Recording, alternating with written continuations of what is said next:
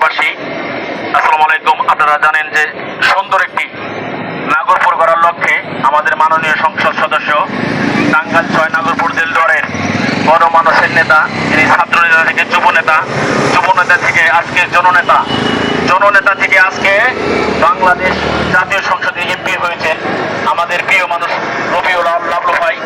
তিনি নাগরপুরকে পরিষ্কার পরিচ্ছন্ন এবং যানজট মুক্ত সুন্দর একটি নাগরপুর করার লক্ষ্যে তিনি বিভিন্ন কর্মসূচি দিয়েছেন। সেটা বাস্তবায়নে নাগরপুর বাজার বণিক সমিতি কাজ করে যাচ্ছে। নাগরপুর বাজার বণিক সমিতির সভাপতি আখতারুজ্জামান বকুল ভাইয়ের নেতৃত্বে আমরা মাসব্যাপী মাঠে আছি।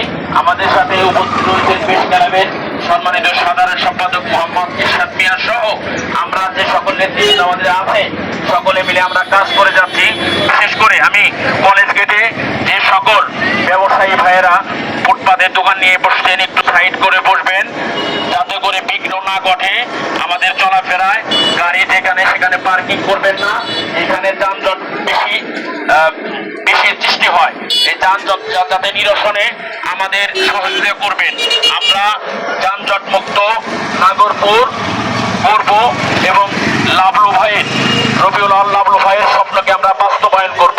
সকলেই ভালো থাকবেন, সকলের সুস্বাস্থ্য কামনা করছি। সেই সাথে ঈদুল ফিতর আপনাদের আনন্দময় হোক। ধন্যবাদ সকলকে।